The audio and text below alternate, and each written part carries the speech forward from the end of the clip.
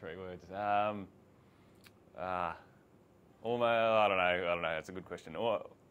Almost had sort of closure with my footy career. That's more than 3 words. But I played for 8 years at Carlton and a couple of years over in the SANFL and loved absolutely every minute. Plenty of injuries sort of got a hold of me and probably stopped me from getting to where I really wanted to. That and ability can hold you back at times. But look.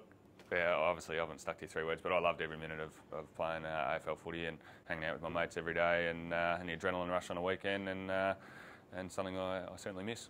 Yeah, no, look, I probably felt a lot more pressure and self-doubt when I wasn't injured. I think when you're injured, there's not a heap you can do about your performance. You can control the controllables as such, which is rehab yourself and get yourself as fit and strong as possible. But yeah, I definitely had some self-doubt while I was playing. I guess I was always felt like I was in the sort of bottom half of the list or the bottom half of the side that was picked, and you never play with that freedom that you would if you were really confident about your spot in the side. So yeah, I very much would have said I was a confidence player, and when I was up and going, I'd be feeling good. And yeah, if the confidence wasn't there for whatever reason, yeah, definitely there's some self-doubt would creep in, and it can be hard to shake.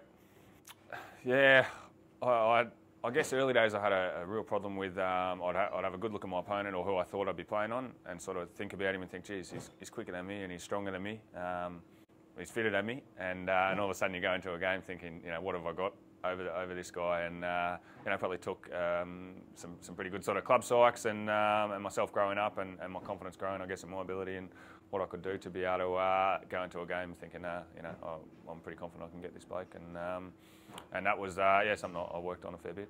Yeah, look, I think it's super important, and this guy won't like me mention it, but a guy who used to play at Carlton, Simon Wiggins, who had a great career.